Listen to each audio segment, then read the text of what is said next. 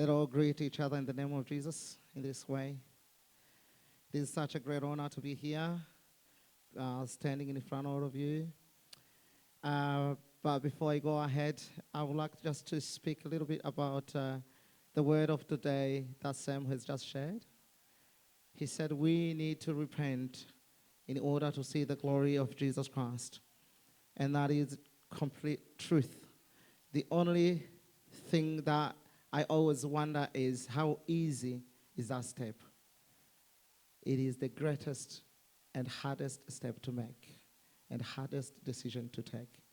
Because each one of us, we either comfort ourselves that we are fine, or we just fear what other people will think of us, that we are sinners and they are fine.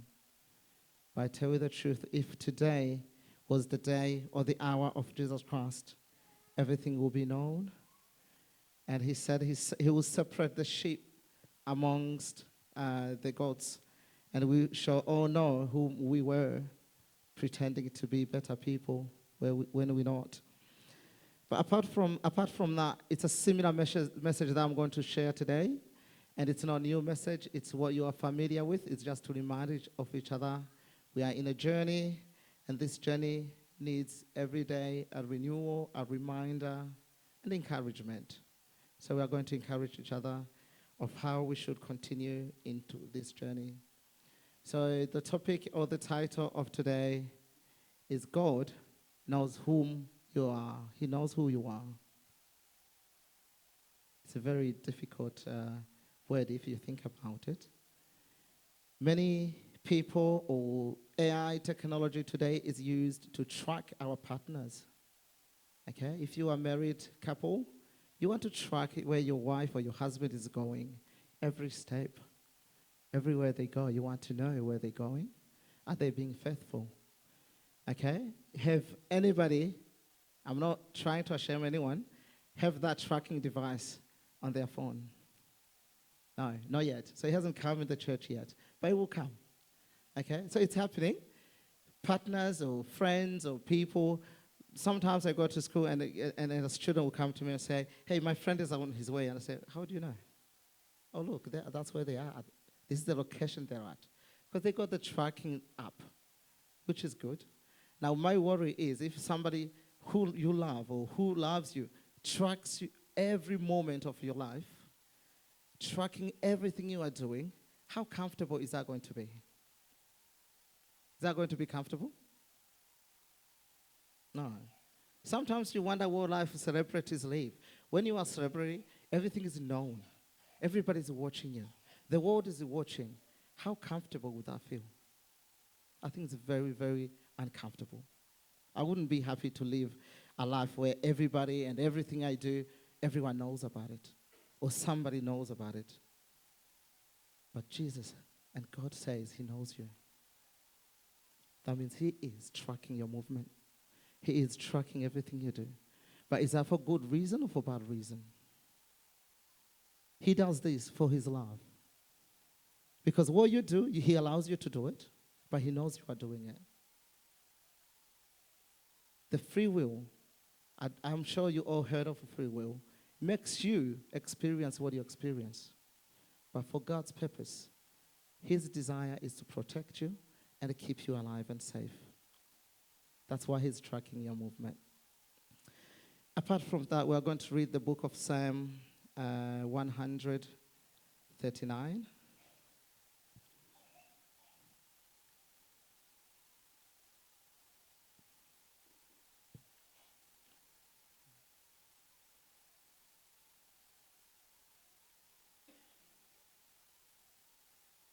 The book of Psalm 139. So we'll read verse 1 and verse 2. It says, O Lord, you have examined my heart, and you know everything about me. So he knows everything about us, no doubt.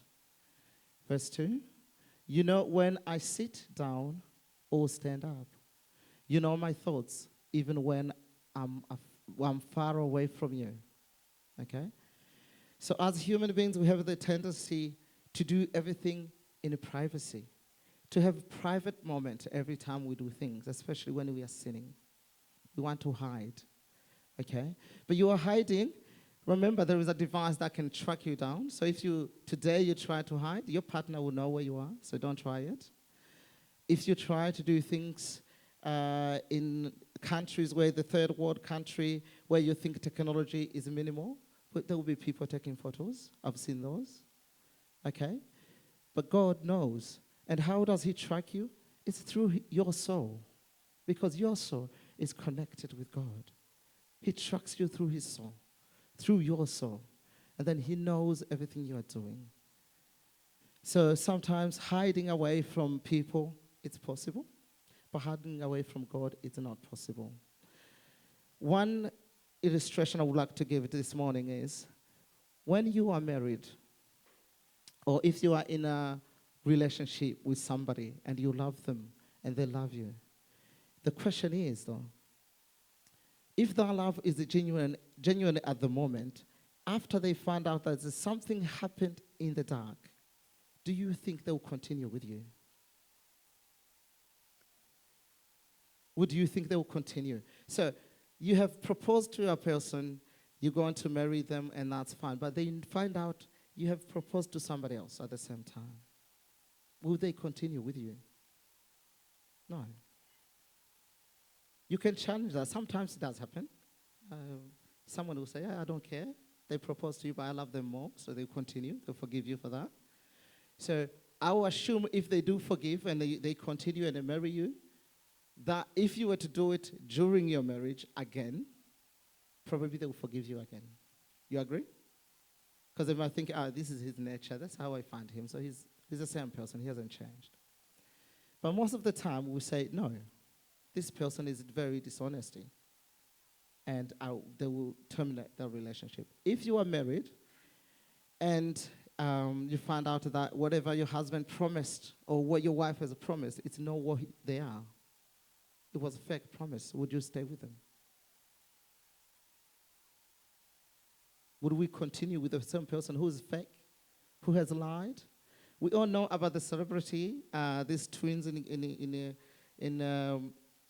Rwanda.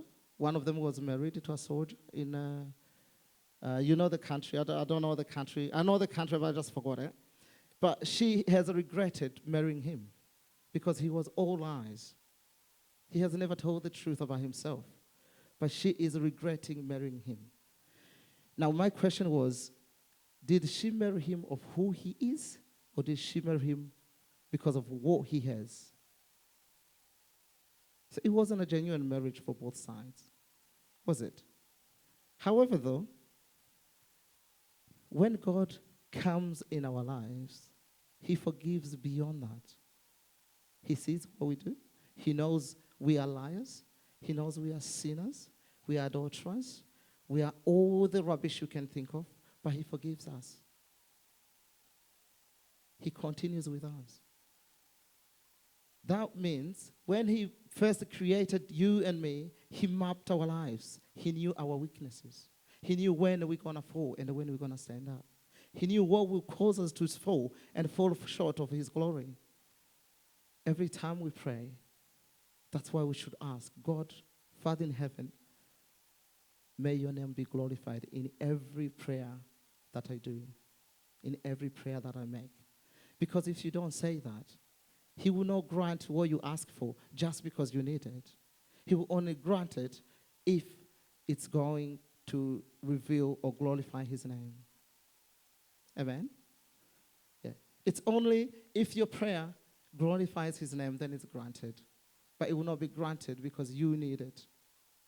Everything we pray for and we ask for, we surely need them. But we do need them most of the time because of the flesh, not because of the spirit.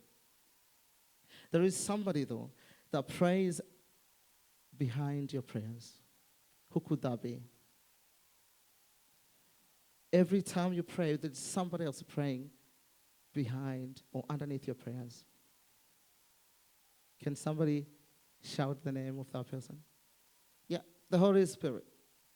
He prays every time you pray behind your prayers. So that not what you're asking for is granted, but he wants God to know that you are also seeking for him, although you are not worthy. his grantation or his approval. But he prays that he grants you every time. Okay, you have asked for cars, but he gives you a job. Okay? You have asked for something. Maybe you want to travel, and when you travel, you want to see something there, but there is a death associated with what you ask for. Now the journey is turned around, or the journey is not successful. That's what the Holy Spirit is there to do, to always make sure we are protected and safe. It's a prayer under the prayer. Amen?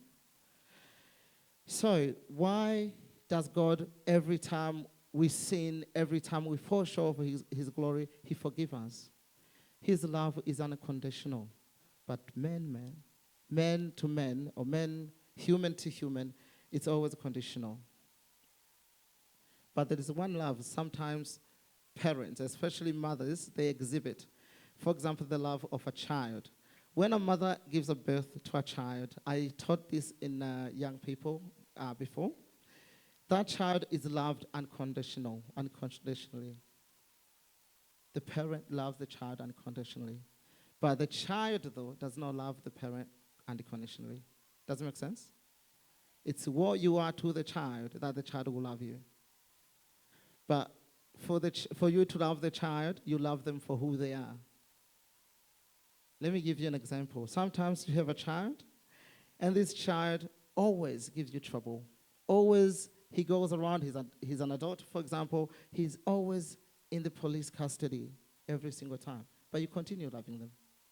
The only time you look, it seems like you don't love them, is when they are so far away from you where you can't reach them. But most of the time, you go and seek them. That's how Christ came. And he seek for us. We were once lost. And he came seeking for you and me. Out of many people that were lost, but we were lost the most. That's why he came and found us. Just like a parent will find a child when they are lost and they are not anymore in their households. We are going to read a final verse before I finish. And that verse tells us about how great the love of Jesus Christ is to us. In the book of Romans 8, verse 38.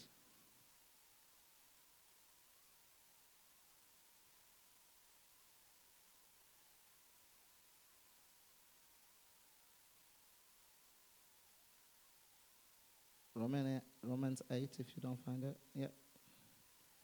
And I am convinced that nothing can ever separate us from God's love. Neither death nor life. Neither angels nor demons. Neither our fears for today nor our worries about tomorrow. Not even the powers of hell can separate us from the love of God. No power in the sky above all, in the earth below. Indeed, nothing in all creation would ever be able to separate us from the love of God that is revealed in Christ Jesus Christ our Lord. Can we all say amen? Now, the love of God, as I have said it, is unconditional. He loves us. He loved us even before we loved him. He knew us before we knew him. Now, the question is here, we all sometimes go in our lives and we commit sins. Before it was mentioned, we commit adultery. Young people associating themselves with pornography or things like that. All those things meant to actually make Jesus or God hate you. But he loves you more. He still loves you more. That's why one day when you decide, I had enough, and change your ways, he is there and ready to forgive you. You always need to think, why is it so difficult for you to change your ways? It's not because God hates you. It's not because of anything else. It's because your heart lusts for the things of the world. Your heart always wondering and thinking about the things of the world. When you lift up your eyes one day and seek for the presence of the Lord, you shall find it, regardless of how sinful your heart might be. Amen? Sometimes I feel comforted when I think about God's love to me, I know that although I sin, although I'm probably very much the worst sinner, God still loves me. The blood of Jesus Christ tells me so. It was shed on a cross, and he said everything is over. What was over? It was the sin. The sin is no longer stronger or have any power over me. But for some of us, we still doubt. Before I finish this morning, I would like to ask this question.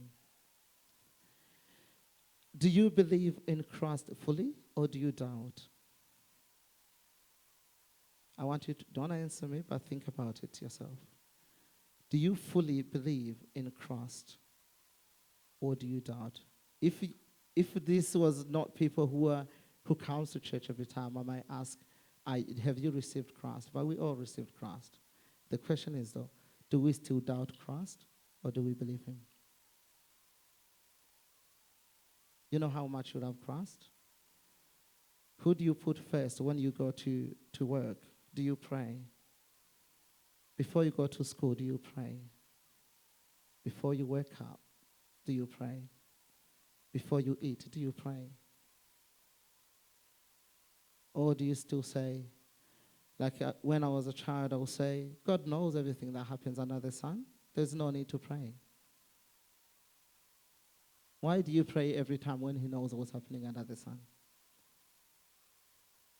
Can somebody tell me the reason why we need to pray every time? If God sees and knows and allows everything that happens under the sun, then why do we need to pray? Can somebody tell me a reason?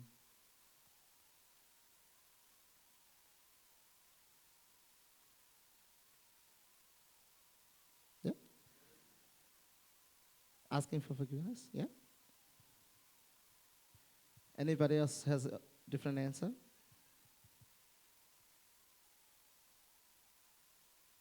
For protection? Any other answers? They're all good answers, but there's one more answer that could be probably a little bit different, but a little bit intriguing. Fijuan? Yeah, draw more close. Okay. Now, I can say probably the reason why we pray in every situation is that many people desire to see those moments. Okay, but only God favor you. So you give thanks. Thank you, Jesus, for this moment. I'm still alive and I have food in front of me. Many people don't have the food. So for you to be alive, I'm 30-something years old. Many people that was born at the same time as me probably have died. Either in a tragedy, in accidents, in wars, but I'm still alive. So every time I see anything that happens or passes before me, I say thanks to Jesus. Because you know why you're still protecting me today. So remember, we said he has the map of your lives. He has your present, your past, and your future. So every time you live a moment, that is a part of your future. We need to say thanks to Jesus. In the other sense, to glorify his name. Yes? So, can we all stand up? We'd like to say a little prayer. But when you're praying, think to yourself, am I doubting Christ or am I fully believing? If you are fully believing, may Jesus continue to strengthen your belief. If you're still doubting, now is the opportunity. We can request Christ to touch you again. There is also another service that will come ahead. If you stay, you have the opportunity to come and ask the servants of God to touch you so that your doubt may be done with. Amen. Father, we thank you. Thank you for the people that were here listening to your word. Oh, your love, Jesus Christ, is beyond human imaginations. Your love unconditional. Your love willing to protect and save us. Jesus Christ, but we are deceived every moment we live. We ask that every moment that we live and survive, you continue to protect us. You continue to be with us. Bless those who still believe in you, Jesus Christ. Bless those who still believe that you live and you live in them. Jesus Christ, we ask you that you are present in every moment, in every situation, whether it's in difficult times, whether it's in a good season. Jesus Christ, may we learn to thank you. Jesus Christ, whether it's an opportunity for us to take, may you be before us. We ask that you are present in every situation. In our marriage, Jesus Christ, help us to be in the faith and in the promise that we have promised to our partner. Jesus, continue to touch the hearts of those who are doubting. Doubt, it's one sign of failure. It's a sign of backsliding. It's a sign of our unfaithfulness. Jesus Christ, we ask you to touch every person who at this moment is still doubting you. Jesus, you know us. You know our hearts. You know our ways. You know whether we're sinners. You know whether we are right with you. But we want you to set us right, Jesus Christ. Teach us your way. Continue to be with us. Be with us like you've been with Moses. Be with us like you've been with Peter. Be with us like we've been with David. In this difficult situation, may we see you present. Jesus Christ, we ask that you continue to touch and bless every soul that have heard and is here today. And those who are watching online, may your hand be extended and touch their lives as well. Touch them. If they are sick, may they be healed. If they are struggling with any kind of struggle of this world, may you continue to deliver them. And we pray this through your dear Son, Jesus Christ. Amen.